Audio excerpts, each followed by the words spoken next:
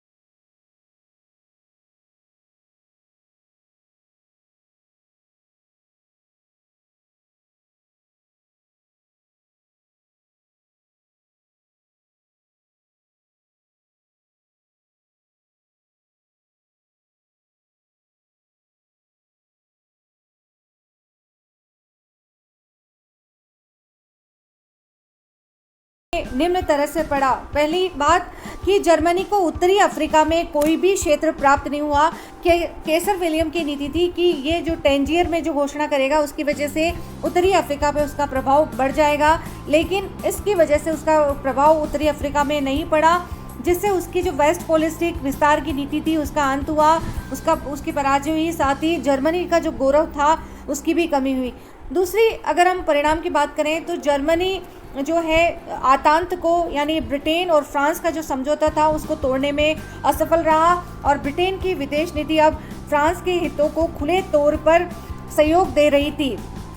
तीसरी बात, जर्मनी को अब ब्रिटेन के हितों को छेड़ने की चाबी मिल गई थी, और उसे पता था कि अगर नौसैनिक वार जो नौसेना अटलांटिक ओशियन में अगर वो करेगा, अपनी नौसेना का विस्तार करेगा, तो ब्रिटेन इसके खिलाफ आएगा। इस वजह से उसे एक तरह से दूसरी चाबी मिल गई थी, और उसने आगे जाके 1911 में इसका भरपूर फ़ायदा उठाया।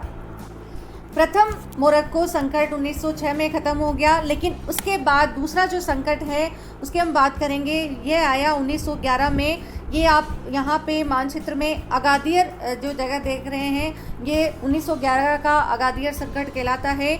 मई 1911 की बात करेंगे हम। मई 1911 में फ्रांस ने एक सेना फेज मोरक्को की राजधानी में भेजी, क्योंकि वहाँ की जनता ने सुल्तान के विरुद्ध विद्रोह कर दिया था, और सुल्तान ने फ्रांस से आग्रह किया था कि वो विद्रोह को शांत करने के लिए सहायता दे, और इसी वजह से फ्रांस ने एक सैनिक सहायता का जो दल था वो फेज भेजा था, और इसी वजह से जर्मनी ने इसे काफ़ी गंभीरता से लिया। उसने सोचा कि फ्रांस अब सीधे तरीके से मोरक्को पर अधिग्रहण करना चाहता है, क्योंकि वो शांति व्यवस्था के नाम पर अब धीरे धीरे जो उत्तरी अफ्रीका का मोरक्को इलाका है और उस पर अधिकार कर लेगा। इस वजह से जर्मनी ने एक गनबोट जहाज पेंथियर को अगादियर नामक स्थान पर खड़ा कर दिया, और उसने फ्रांस पर दबाव डाला कि और यह सोचा कि फ्रांस इसके बदले में अफ्रीका में उसे कुछ क्षतिपूर्ति के रूप में क्षेत्र प्रदान कर देगा। अगादियर अटलांटिक महासागर में मोरक्को का एक छोटा सा बंदरगाह है, और यह जो उसकी गनबोट नीति थी उसकी जो जनता थी उसने भी इसका समर्थन किया। जर्मनी अपनी मांग के प्रति काफ़ी आशान्वित था। उन्होंने पूरे फ्रेंच कांगो की फ्रांस से मांग की, लेकिन ये गनबोट पॉलिसी द्वारा ब्रिटेन से सीधे उसके हित टकराने लगे, क्योंकि यहाँ बात नौसैनिक अभियान की आ गई। ब्रिटेन को लगा कि अगादियर के बहाने, अगादियर में जो उसने जो अड्डा बनाया वह ब्रिटेन इससे चिंतित हो गया और उसे लगा कि इस बहाने जर्मन अगादियर को नौसैनिक अड्डे के रूप में उस पर अधिग्रहण करना चाहता है, जिसका इस्तेमाल वह जिब्राल्टर तक पहुंचने में करेगा। इससे वह भूमध्य सागर और अटलांटिक सागर में उसके प्रभाव क्षेत्र में बढ़ा लेगा और ब्रिटेन के जो व्यापारिक हित थे उसको नुकसान पहुंचेगा। यहाँ पे जर्मनी और इंग्लैंड के बीच में काफ़ी तनाव होने लगा और डेविड लॉयड जॉर्ज जो ब्रिटेन के चांसलर थे, उन्होंने एक भाषण दिया और जर्मनी को धमकी दी, ब्रिटेन अपने हितों को नुकसान होते नहीं देखेगा। अब जो ये पूरा घटनाक्रम था, जो फ्रांस और जर्मनी के बीच में जो ये संकट था, जब ये भाषण दिया गया डेविड लॉयड जॉर्ज के द्वारा, तो इस भाषण ने फ्रांस जर्मन प्रतिस्पर्धा को बदलकर ब्रिटेन जर्मन प्रतिस्पर्धा में बदल दिया और ये संघर्ष तब खत्म हुआ जब जर्मनी द्वारा क्षतिपूर्ति के रूप में 2 टेरिटरी फ्रेंच कांगो में दी गई फ्रांस के द्वारा।